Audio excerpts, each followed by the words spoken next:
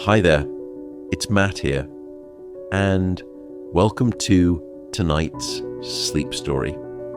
Before I begin, I just wanted to share a comment about the partner for tonight's sleep story.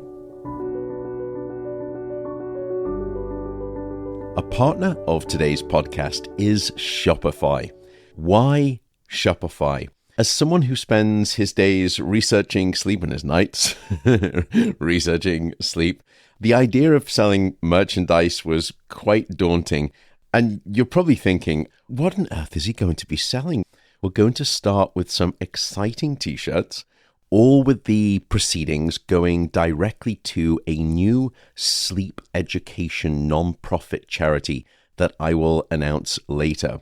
At the moment that we started to do that, I knew what I wanted to design, but how on earth was I going to get this sleep merch into your fantastic hands? Everyone who gave me answers gave me the same answer, Shopify, and it turned out to be remarkably simple. Without any retail experience, I was able to set up and activate my store effortlessly. Shopify's point of sale system, it's really interesting. It basically just integrates perfectly with all of the different online sales components, and it just manages everything so smoothly. Honestly, it was great. Shopify POS, it handles all the complexities of sales, inventory, and it just lets me focus on my passion, which is sleep science. Try it out. You'll see what I mean about its intuitive platform. Oh, you should also note that Shopify isn't just for online businesses. I've heard, at least from one friend in particular, it really can help revolutionize in-person sales as well. It's one system that seems to integrate everything. If you would like an offer, here is the offer. Shopify have agreed to do a $1 per month trial. It's just $1 a month if you do shopify.com/Matt Walker. So again, shopify.com/Matt Walker. You'll get Shopify for $1 a month. That's nuts. I don't know why they're doing this for me, but it's great. Okay, let's get back to the show.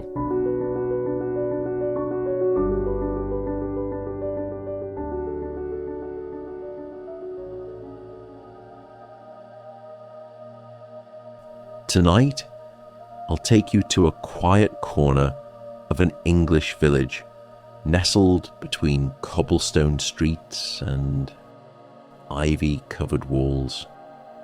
There sits a garden unlike any other. The Twilight Garden, as they call it, isn't on any map, nor does it boast grand gates or manicured hedges. It's a place of meandering paths, wildflowers, and the soft glow of hundreds of lanterns hanging like stars from the trees. This is the story of Clara, the lampkeeper. Each evening, just before dusk, Clara begins her rounds. She carries a long wooden pole with a brass hook at the end. Pausing beneath each lantern to light its wick. One by one, the flames flicker to life, casting warm pools of light that transform the garden into a haven. The air smells faintly of lavender and damp earth, and the only sounds are the rustling leaves and the soft hum of the city beyond the walls. Clara doesn't know how old the garden is. It's always been there, passed from one keeper to the next, each leaving their quiet mark on its paths.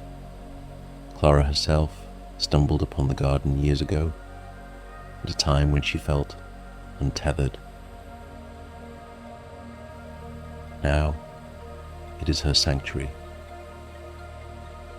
And the lanterns, her companions, the soft glow, a reminder of the light she's found within herself. One evening, As Clara reached the last row of lanterns, she noticed a figure sitting on a bench near the fountain. His shoulders were hunched, his head bowed low. In his hands, he clutched a worn notebook, its edges frayed. Clara paused, observing him quietly before taking a step forward, her footsteps soft against the mossy ground. "It's peaceful here at night," she said gently, her voice carried by the stillness.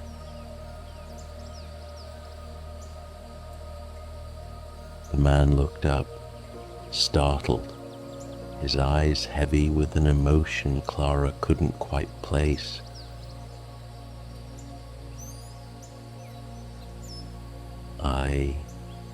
I didn't mean to disturb," he murmured, his voice faltering. "You're not disturbing anything," Clara replied with a small smile. "The garden is here for anyone who needs it." The man hesitated before nodding. "I don't know why I came here.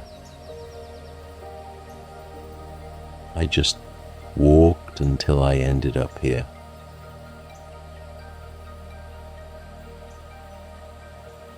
"That happens more often than you might think," Clara said, as she set down her pole and sat on the edge of the bench.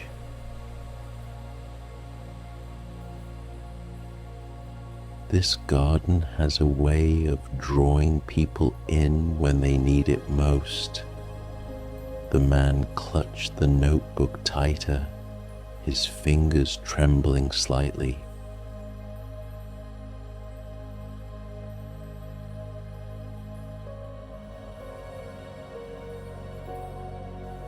"I've lost someone," he admitted quietly, the words spilling out like a confession. "And I don't know how to move forward."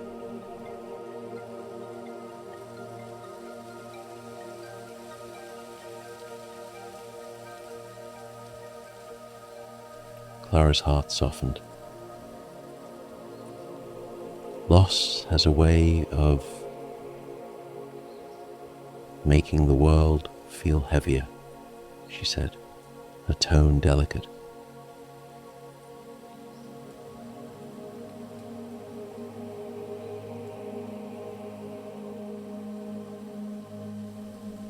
But sometimes we find places like this to remind us that the world hasn't stopped entirely, even if it feels like it has.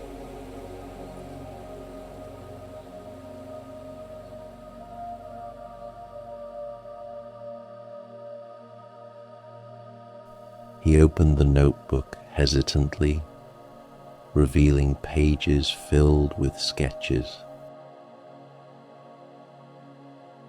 Some intricate, others incomplete. "These are hers," he said, his voice breaking.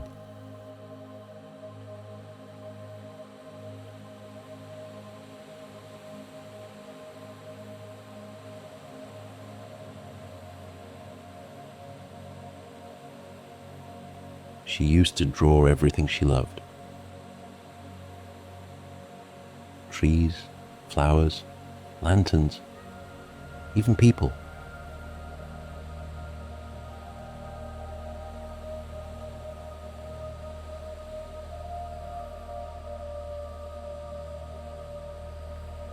I thought if I came here, I might feel closer to her.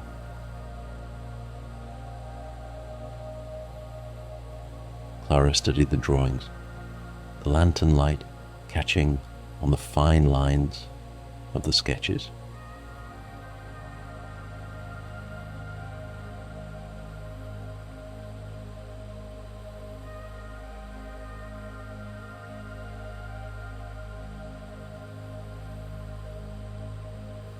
She saw beauty in the world, Clara said softly.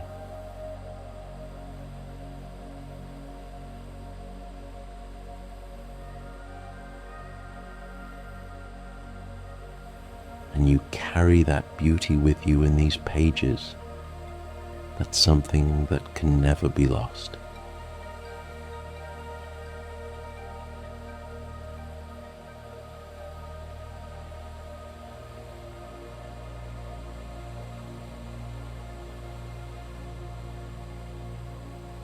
They sat in silence for a while. The only sound, the gentle trickle of the fountain.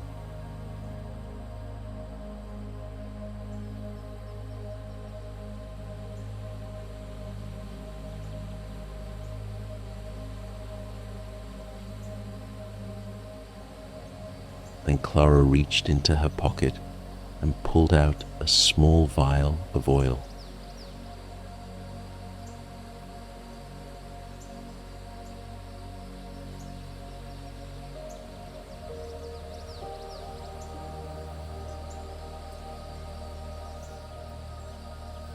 "Would you like to help me light the last lanterns?" she asked.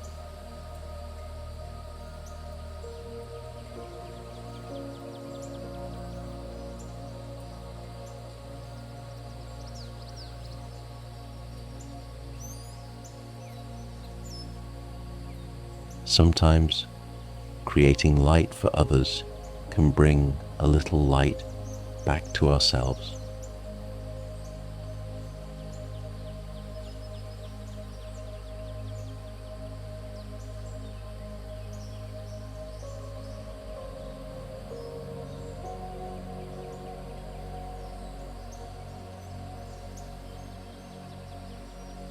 The man hesitated, but then stood, his movements slow and deliberate.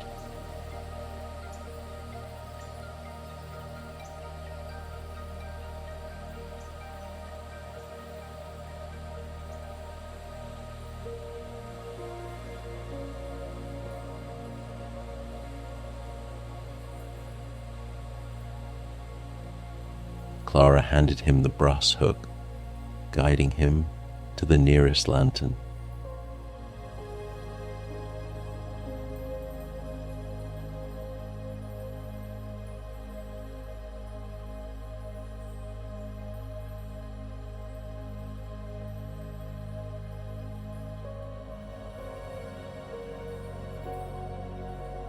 Together, they lit one flame after another. The soft glow illuminating the garden.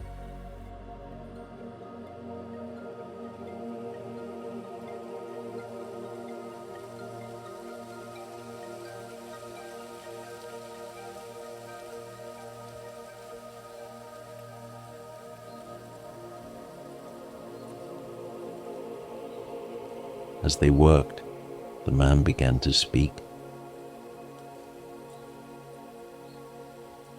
sharing stories about the woman he'd lost. Her laughter, her kindness, the way she'd always find the silver lining in everything.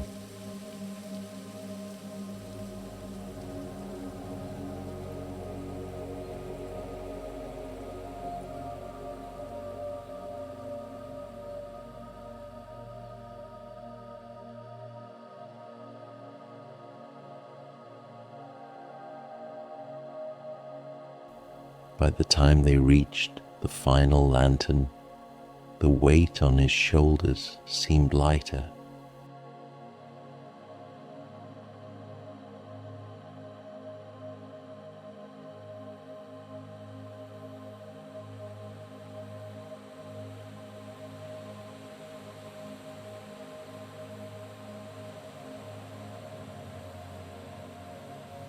He handed Clara the brass hook and looked at her.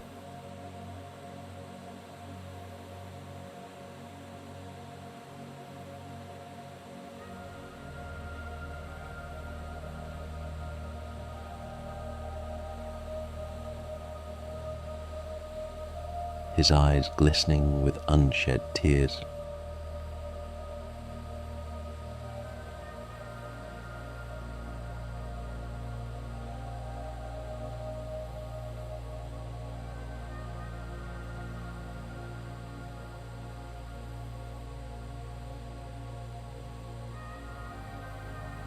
"Thank you," he said simply,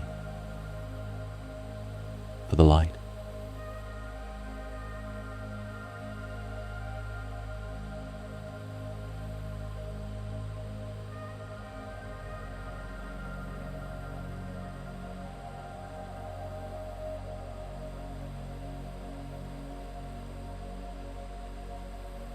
Clara smiled, her expression gentle.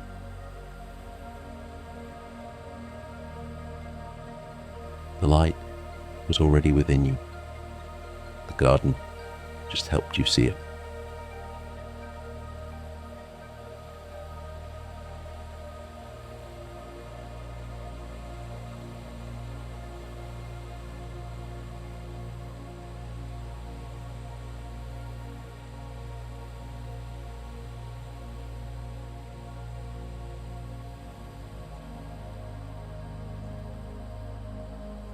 The next morning, Clara found a small drawing tucked beneath the final lantern.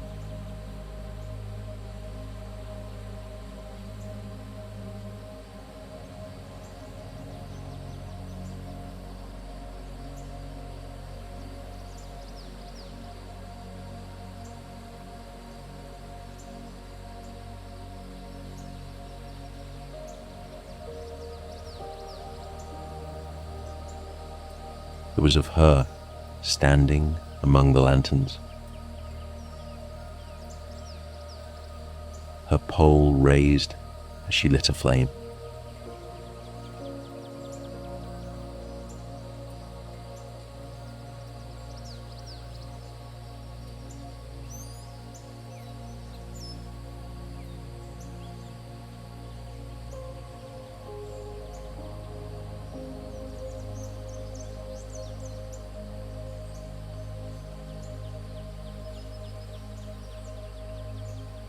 Beneath it were the words,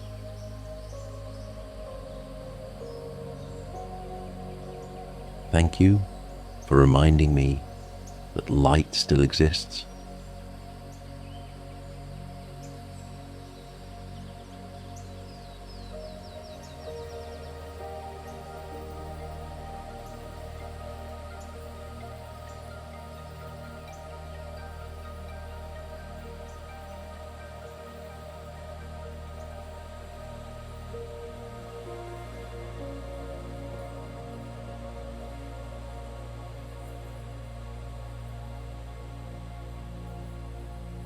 As the sun set that evening, Clara began her rounds again.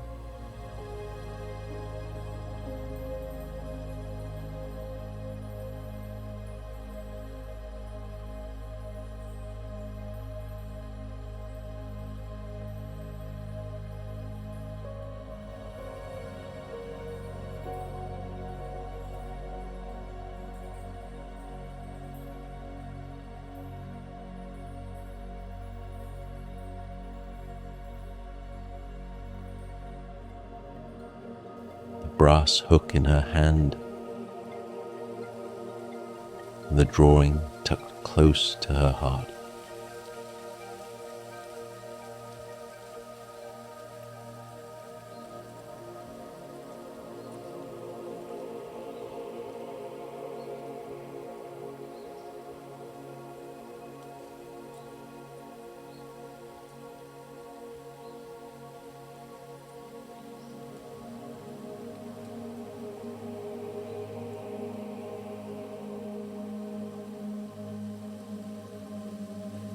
Somewhere beyond the walls, the city murmured and sighed.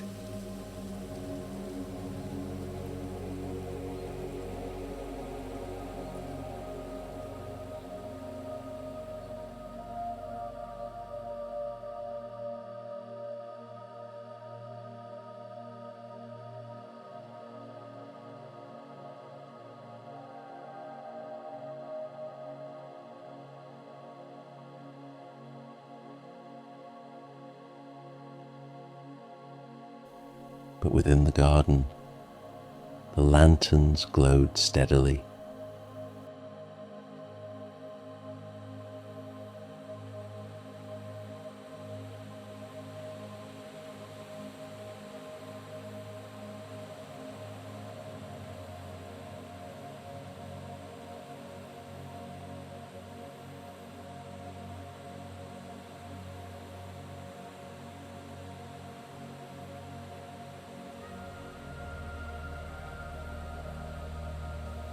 Ready to offer their quiet magic to all who wandered in.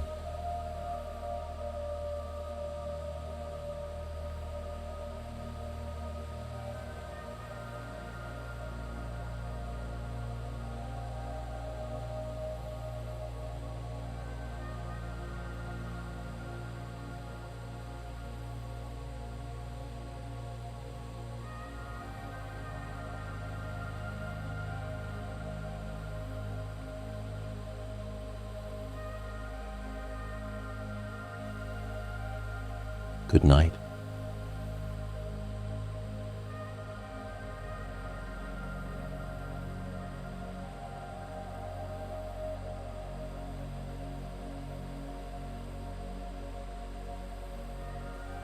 And sleep well.